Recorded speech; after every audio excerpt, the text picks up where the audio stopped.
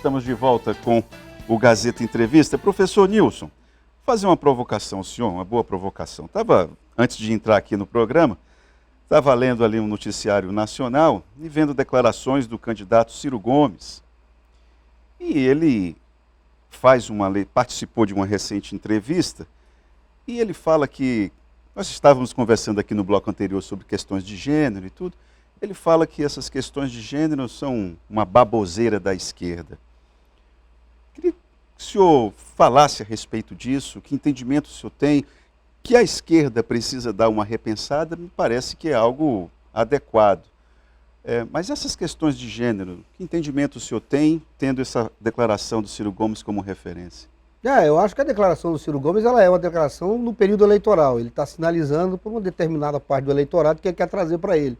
Então você tem que entender a declaração do Ciro dentro desse contexto, né? Porque ele está tentando agradar um setor do eleitorado que é mais sensível a esse tipo de discurso, de que essas coisas todas são baboseiras, etc. São do demônio. São do demônio. No fundo, como o Ciro é um homem inteligente, um progressista, e eu sei que o Ciro eu sei muito bem que essas pautas, desde que não sejam exacerbadas e que o discurso da esquerda se limite a fazer discussão dessas questões de identidade, de gênero, eu acho que são questões extremamente importantes. Agora, uma coisa ele tem razão. Essas questões precisam ser pensadas e integradas dentro de um processo maior, que inclui a desigualdade de pretos e brancos, de mulheres, de homens, de índios. Né? Então a gente não pode fazer da discussão identitária, vamos chamar assim, ou de gênero, uma discussão em si, não é? Mas dentro de um contexto muito maior. Agora, elas são importantes, sim, eu não considero que são baboseiras. Eu acho que quando você está incomodando com determinadas pautas, elas podem ser qualquer outra coisa, menos baboseira. Já está incomodando.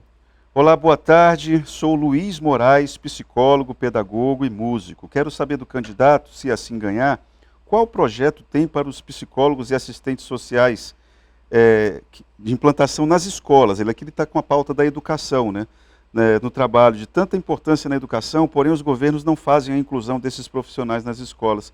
Ele está falando lá do bairro Nova Estação, é o Luiz Moraes. Luiz Moraes, olha, no nosso programa de governo, a gente tem, inclusive, um projeto que nos é muito caro, que é tendo como base a educação, nós criamos os Centros Integrados de Educação e Sociabilidade. Esses centros integrados, eles funcionarão exatamente como diz o próprio nome. Integrar políticas públicas, além da educação. A base, obviamente, é de um espaço escolar. Nós estamos falando de sala de aulas. Mas salas de aulas, espaço onde você vai ter o aprendizado da criança e do jovem, mas integrado a uma rede de serviços públicos que passam pela assistência social, pelo serviço do psicólogo, pelo odontólogo, pelo médico da família e outras políticas que estarão integradas dentro desses espaços. Eu estou falando de espaço físico mesmo. É você ter uma ideia de uma escola modelo. Como os Centros de Educação Unificado de São Paulo. Quem teve a oportunidade de visitar os CIEPs do Brizola, lá nos anos 80, e o CEL, que foi criado pelo governo da Marta, quando ele funcionava como um centro integrado mesmo, você vai verificar que essas políticas de assistência à criança e ao jovem existiam dentro desses espaços. Além de esporte, cultura, lazer e muito mais ainda. Esses espaços eram abertos para as comunidades no entorno receberem. Hoje, por exemplo, a questão do acesso à educação é um problema superado? Nós temos muita criança fora da escola, você vê isso assim no estado, não? Ou a questão é outra, não é de acesso à educação, mas de qualidade mesmo? Eu acho que a gente tem muita criança na escola passando fome. Não adianta nada você pegar a criança lá da periferia, ou jovem, colocar dentro do espaço escolar, oferecer 4 horas de escola, uma merenda com baixa qualidade, nutritiva, e depois essa criança volta para a realidade cruel que ela tem. Pensar em educação de qualidade é pensar em escola em tempo integral. Não tem outra alternativa. Para você que está me ouvindo, você que é professor, escola em tempo integral significa o seguinte: esse espaço educacional precisa dar a essa criança, a esse jovem, a proteção social necessária para que ele possa desenvolver o seu talento. Ele possa percorrer o seu percurso formativo com as garantias mínimas de existência. Alimentação, vestuário, transporte e outras coisas. Você fala a respeito da redução da evasão. Queria entender como é que você pretende fazer isso. O ensino de tempo integral, que você está colocando como uma solução, uma medida suficiente para combater a evasão? No ensino médio, isso é um problemão, né? Não, não é o suficiente. Por isso que no nosso programa de governo, nós estamos... Isso não é uma coisa nova. Muita coisa que tem aí são políticas que já foram adotadas em outros programas e até efetivamente realizadas em alguns governos. Significa o seguinte: aquele jovem pobre, provavelmente da periferia, que frequenta um ambiente escolar, que vai ficar na escola, ele precisa estar integrado num projeto de educação na sua comunidade. E ele precisa receber para isso. Receber significa o seguinte: fornecer por meio de projetos integrados, não é simplesmente fazer como o discurso da candidata Simone Tebet, vou dar 5 mil para você comprar, não. Não é assim. Você tem que dizer, olha, você vai receber meio salário mínimo, tá? Mas você vai estar integrado num esporte que vai cuidar da coleta seletiva na sua comunidade. Você e mais 20 jovens, vocês vão receber essa bolsa mensalmente, vocês permaneçam dentro da escola e estarão integrados dentro desse projeto, coordenado provavelmente por um professor da escola, com articulação com a Universidade Federal, com os institutos federais. Então, manter esse jovem, conter a evasão, significa dar a esse jovem a oportunidade dele continuar os seus estudos e, por meio de um recurso financeiro, dinheiro, ele ajudar a sua família. Então quer dizer que, uma vez eleito, o governo do Acre vai ter condições de custear para alguns alunos do ensino público a permanência na escola. Sim. Você vai manter o aluno pagando. Pagando. Agora, é claro, você vai fazer isso para todo mundo? Não, a gente precisa ver qual é o alcance de uma política dessa em termos financeiros. Dá para fazer muito com o que nós temos aí. Não é uma coisa que você pode dizer, vamos fazer para todo mundo, mas você pode avançar muito e depois, uma vez implantando isso, recurso para a educação tem, viu? Isso que eu ia perguntar, você já tem dimensão de quanto isso custaria? Ainda não? Não, ainda não, mas não é nada muito além do que o recurso da educação possa absorver. Pode ter certeza disso. O que tem de dinheiro aí... Tem, é o suficiente. Possível. O que falta é gestão e racionalidade. Bom, eu vou insistir no raciocínio aqui do Marcos, do bairro Calafate, porque guardando o respeito com o telespectador, porque isso é um ponto de agenda forte aqui no Acre. Com a população do Acre, como a população do Acre é de grande parte, a maioria cristã, como o candidato quer ganhar as eleições com um pensamento de esquerda, cujos padrões fogem totalmente do cristianismo? Bom, é o Marcos do Calafate. Bom, essa é a opinião do Marcos, eu respeito muito o Marcos, mas eu acho que, eu sou cristão também, e eu acho que a primeira coisa que você tem que fazer é ser fiel com aquilo que você acredita. Eu sou um homem racional, sou cristão, mas sou racional. E eu obedeço às leis do meu país. Eu não vejo nenhum problema em me sentar aqui e falar com você e com toda a população do Acre, falando exatamente aquilo que está no meu programa de governo. Eu ficaria muito envergonhado se eu sentasse aqui e tentasse sair pela tangente quando o Itaã fez a pergunta para mim. Porque, afinal de contas, ou eu acredito naquilo que está escrito ali e naquilo que eu entendo que é melhor para a sociedade, ou então eu não seria candidato. Se com esse meu posicionamento, que para você pode ser radical, mas para um monte de pessoas, um monte de gente, ele é racional. Agora, eu respeito. Agora, se para fazer isso eu tenho que sentar aqui e enganar que o meu programa de governo não tem isso, aí infelizmente eu vou ficar sem o seu voto. Mas eu tenho certeza que vou ganhar de muitos outros. Chicão Brígido, uma figura muito conhecida, claro, todo mundo sabe que ele é do bairro Estação Experimental, ele está perguntando o seguinte: pergunte ao candidato que, se eleito, comporia com outros partidos, nomeando cargos de confiança para a governabilidade? Chicão é uma pessoa calejada pela política, por isso que a pergunta. Aliás, faz tanto tempo que eu não vejo Chico Brígido, viu? Um abraço para você, Chicão. Eu acho o seguinte, eu acho que o nosso programa, se você for observar lá, quando a gente fala de gestão popular, nós vamos valorizar demais o funcionário de carreira. E uma administração e uma gestão horizontalizada. Uma gestão horizontalizada significa o seguinte: o Acre pode ter um governo muito eficaz, eficiente, com a mão de obra que ele tem, com os gestores que ele tem, concursados. Agora, aqui e acolá, é claro que você vai compor com algumas lideranças políticas, mas você não pode fazer da indicação política a pedra de toque do seu governo. Você primeiro precisa contar com aquilo que você tem de cargos, de gestores concursados, competentes, qualificados, engenheiros, advogados, assistentes sociais, psicólogos, sociólogos, administradores de empresas. Então, existem mais de 500 gestores concursados que terão vez e voz na nossa administração. Agora, cargos políticos, para você compor, são importantes, porque às vezes você precisa criar canal de comunicação com a Assembleia Legislativa, você precisa ter uma liderança em determinada região, até para fazer com que a sua política pública chegue até lá. Agora, o que você não pode fazer é fazer disso uma prioridade. Você nomear cargos, como normalmente é feito. Você nomeia cargos políticos e depois, terceiro e quarto escalão, você deixa aí para distribuir entre os deputados. Isso não vai acontecer conosco, não. E ainda não agrada a todos. O Laílson, do bairro Rosa Linda. Rosa Linda é uma das comunidades mais excluídas de Rio Branco. Impressionante como a comunidade ali é desassistida. Está perguntando o seguinte: qual o projeto para a juventude do Acre, uma vez você eleito? O que você diria? Você falou um pouco a respeito disso na questão da educação, mas e o diálogo entre a educação formal e a educação profissional? Tem algum ponto de comunicação entre as duas? Relação com o IFAC, o UFAC? Como é que você faria? Toda a nossa política educacional está integrada. A gente vai ouvir a Universidade Federal, projetos que a universidade puder fazer em parceria conosco, será feito.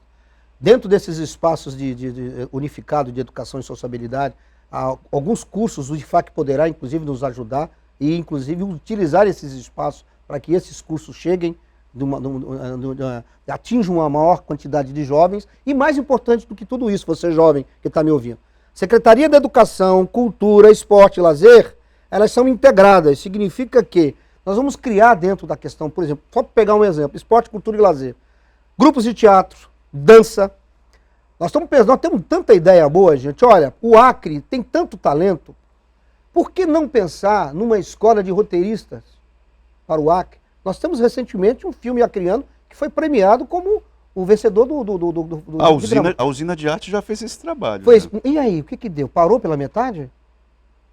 Era só um projeto? Nós estamos falando a diferença de um projeto e de um programa. Projeto tem começo, meio e fim. Programa é muito mais abrangente. Um programa, você pode ter vários projetos articulados. Então, para você jovem, além de você ter essa questão, que aí é política pública mesmo, de transferência de renda, né? Porque é diferente. Transferência de renda significa o jovem se mantém na escola e recebe uma bolsa para se manter na escola e com esse dinheiro ele vai ajudar a família dele. Isso é transferência de renda. Depois você pode criar, dentro dessa ideia de esporte, cultura e lazer, seletivas dentro das escolas. Eu tenho um projeto, olha, que mesmo que eu não seja eleito, eu gostaria muito que um candidato adotasse. Por que não pensar um projeto olímpico? O que é isso? Significa o seguinte: nós vamos nos empenhar ao máximo para peneirar em todas as escolas desse estado do Acre aqueles que serão os melhores atletas. Atletas de alto rendimento, né? De alto rendimento. Esses atletas serão patrocinados pelo governo e pela iniciativa privada a participarem de seletivas regionais e nacionais. E com isso, lá nas Olimpíadas de 2030, quem sabe a gente não tem outro medalhista, como foi o Carlão do vôlei. Falando a respeito da questão de qualificação, no quesito trabalho e renda, você fala em criar o centro de atendimento ao trabalhador, com orientação vocacional, treinamentos. Como é que isso funcionaria, Nilson? Olha, eu acho que existem muitas demandas e elas estão muito misturadas. Eu acho que uma gestão precisa separar isso. Você sabe que nós já temos o antigo Instituto Dom Moacir, né? O Instituto de Educação Profissional e Técnica. Que também, né, ficou um tempo, teve um protagonismo, mas me parece que nos últimos anos ele foi dissolvido dentro de uma grande, digamos, massa e não tem dado os resultados necessários. Mas eu acho que criar um centro de atendimento é exatamente isso. É você criar, compartilhar isso, sabe? Ter espaços específicos para atendimento. Não colocar tudo dentro do mesmo saco. O trabalhador precisa ser qualificado. Que tipo de qualificação ele precisa? O que ele quer para ele? Não é você também empurrar, né, de goela abaixo o que é melhor para esse trabalhador. Que é melhor ele ser um eletricista, que ele ser dono de um salão, dele ser um encanador, um bombeiro. Não, é preciso também que nesses centros de atendimento, esse trabalhador tenha vez e voz. O que ele quer? O que ele acha melhor para ele? O que esse jovem, que às vezes tem uma determinada profissão e quer mudar.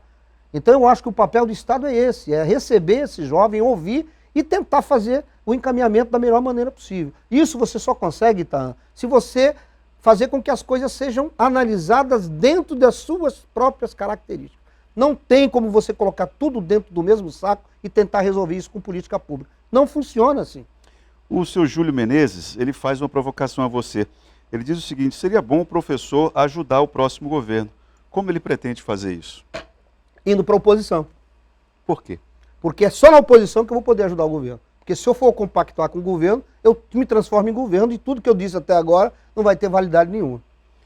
Você acha que a nossa oposição... Você gostaria, uma vez governador, ter uma oposição que o Gladson teve? Não, o Gladson não teve oposição. Não? Não. Que Por isso que ele ele errou bastante. Por isso que ele foi incapaz de levar o Acre a um caminho certo. Porque ele não teve oposição. Quando você não tem oposição, você não tem ninguém para puxar a tua orelha, e gente que tem legitimidade, tá? Não estou falando gente da cozinha dele, não.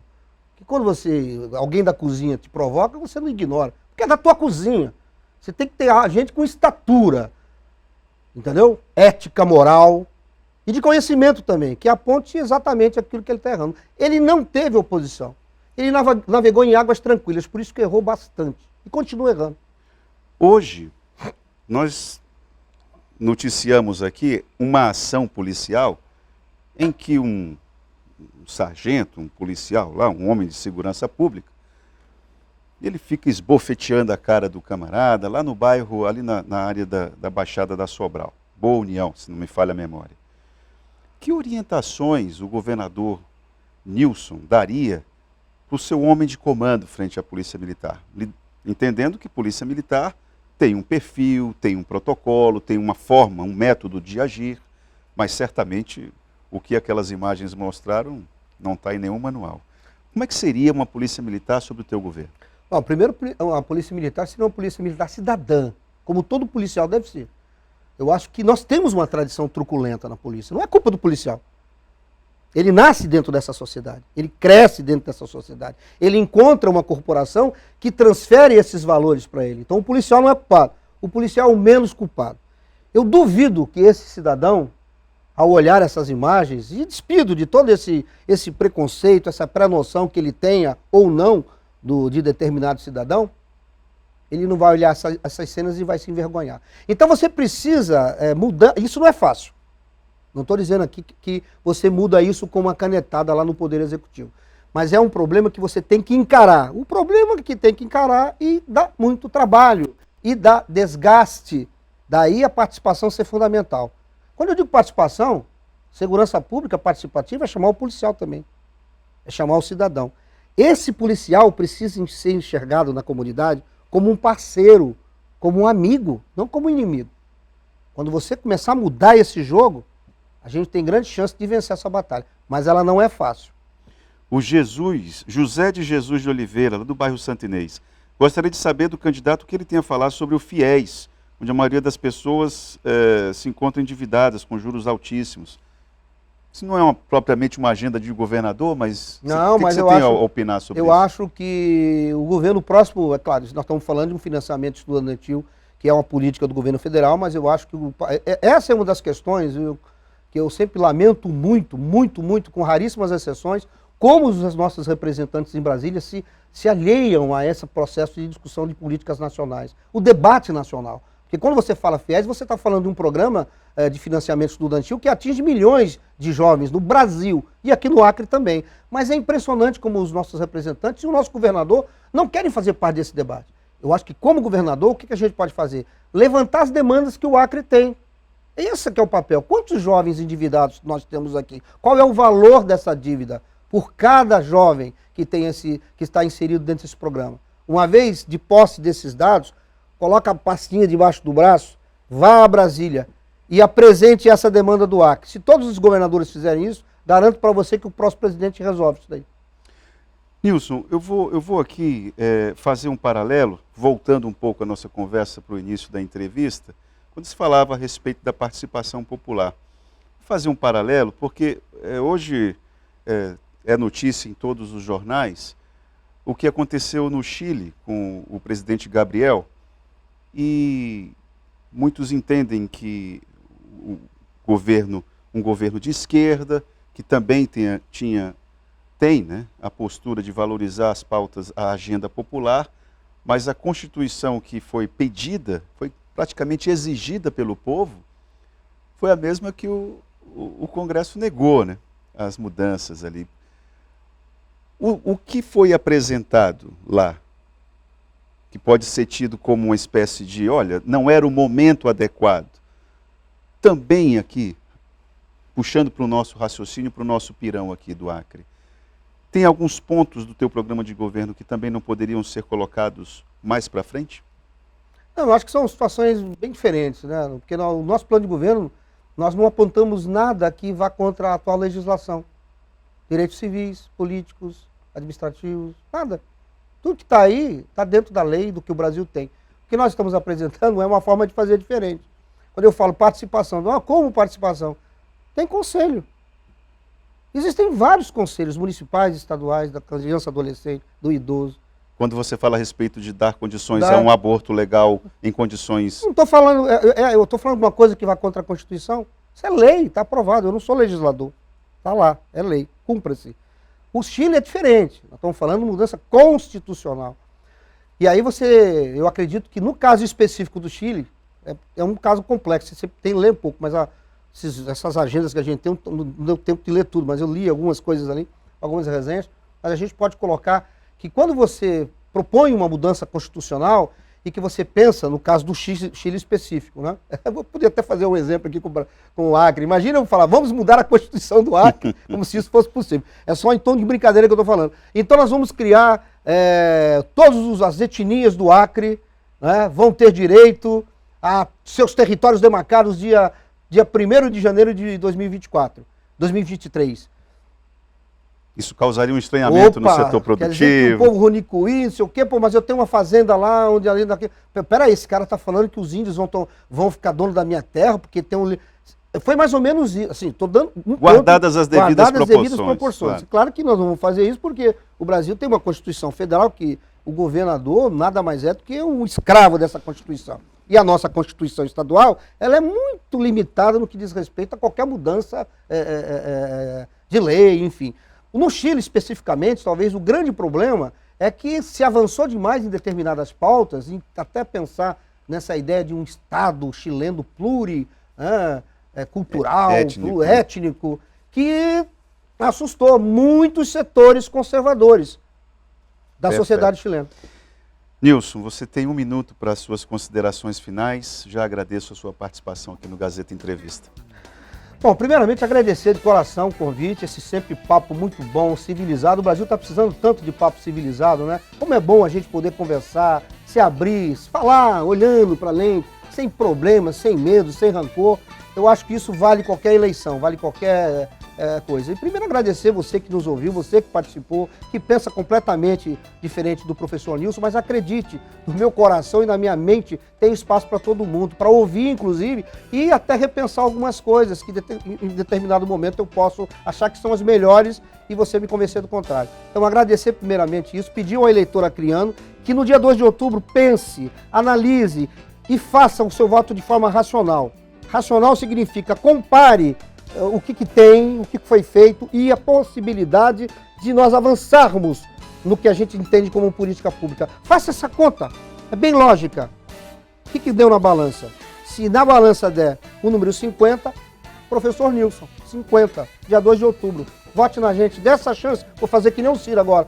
Olá, meu irmão, me ajude a governar o Acre, um grande beijo para vocês. Tá certo, Nilson, muito obrigado pela sua participação.